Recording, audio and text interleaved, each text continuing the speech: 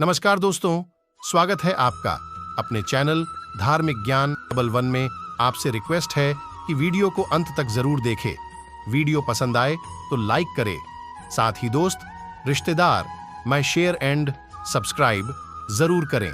इससे हमें वीडियो बनाने का मोटिवेशन मिलता है और इस तरह की सच्ची धार्मिक ज्ञान की बातें लाते रहेंगे। आज हम चैनल पर मित्रों, ज्यादातर लोग रामायण में भगवान राम, माता सीता, हनुमान और रावण के बारे में जानते हैं, लेकिन बहुत कम लोगों ने इस बात को जानने की कोशिश की होगी कि आखिर रावण की मृत्यु के बाद मंदोदरी का क्या हुआ। क्या वह मर गई या फिर कहीं चली गई? इस सवाल का उत्तर जानने से पहले आपको यह जानना जरूरी है कि आखिर मंदोदरी कौन थी। मित्रों, मंदोदरी रामायण की पंच कन्याओं में से एक है, जिन्हें चिरकुमारी कहा गया है। लंकापति रावण और मंदोदरी के विवाह के बारे में तो सभी जानते हैं, लेकिन कम ही लोगों को यह मालूम है कि रावण से विवाह के पूर्व जन्म में मंदोदरी मेंढकी थी। उसे यह रूप माता पार्वती के श्राप की वजह से मिला था। पौराणिक कथाओं के अनुसार एक बार मधुरा नाम की अप्सरा घूमते हुए कैलाश पर्वत पर पहुंच गई। वहां उसने भगवान शिव को तपस्या में लीन देखा और उन पर मोहित हो गई। इस वजह से मधुरा ने भगवान भोलेनाथ को आकर्षित करने का प्रयत्न किया। इसी दौरान वहां पर माता पार्वती आ गईं और उन्हें मधुरा पर क्रोध आ गया।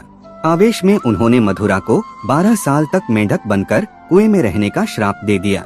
इस बीच भगवान शिव की निद्रा टूटी और उन्होंने पार्वती जी को मनाने की कोशिश की, लेकिन वे नहीं मानी। उन्होंने मधुरा से कहा कि वह अपना श्राप तो वापस नहीं लेंगी, लेकिन अगर वह कठोर तप करती है तो अपने वास्तविक रूप में वापस आ सकती है। माँ पार्वती द्वारा दिखाए गए मार्ग के बाद मधुरा ने लंबे वक्त तक कठोर तप किया। इस दौरान असुरों के देवता मायासुर और उसकी अप्सरा पत्नी हेमा भी पुत्र प्राप्ति के लिए तपस्या कर रहे थे। उधर अपने कठोर तप की वजह से मधुरा माँ पार्वती के श्राप से मुक्त हो जाती है और कुएं से बाहर निकालने के लिए आवाज देती है। एक दिन मायासुर अपनी पत्नी के साथ उस कुएं के पास से गुजरता है तो उसे मधुरा की कुएं से आवाज सुनाई देती है और वह उसे बाहर निकाल लेता है। वे दोनों मधुरा को बेटी के रूप में गोद ले लेते हैं।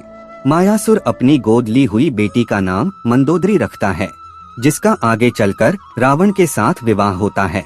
मित्रों, पौराणिक कथाओं के अनुसार एक बार लंकापति रावण मायासुर से मिलने के लिए उसके घर पहुंचा।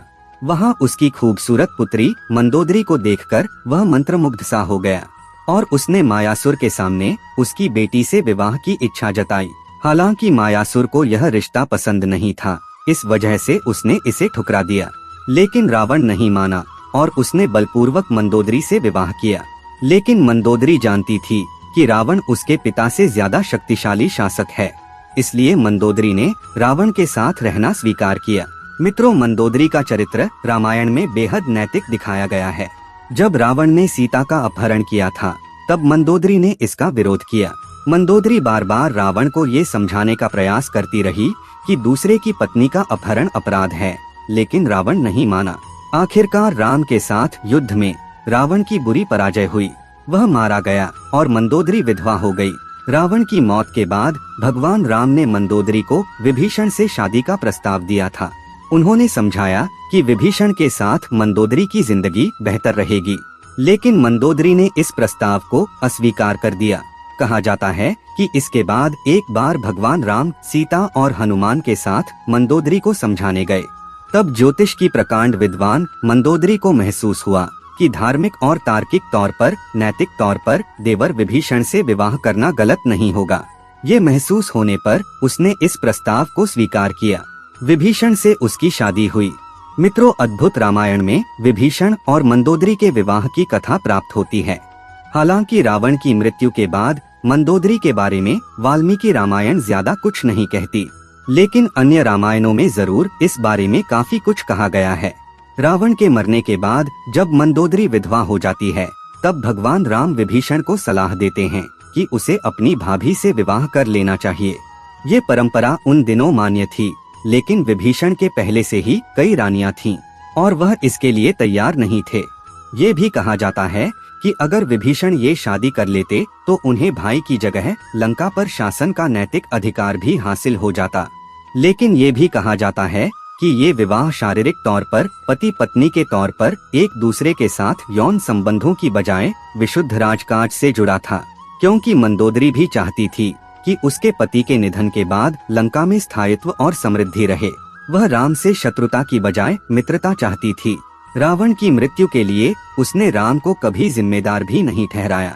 एक वजह ये भी बताई जाती है कि रावण के निधन के बाद मंदोदरी भी उसकी चिता के साथ सती होने जा रही थी, लेकिन राम ने उसे रोक लिया। इसके बाद मंदोदरी के पास देवर से विवाह करने के अलावा कोई विकल्प नहीं बचा था। तो मित्रों, यह वीडियो यहीं तक। जानकारी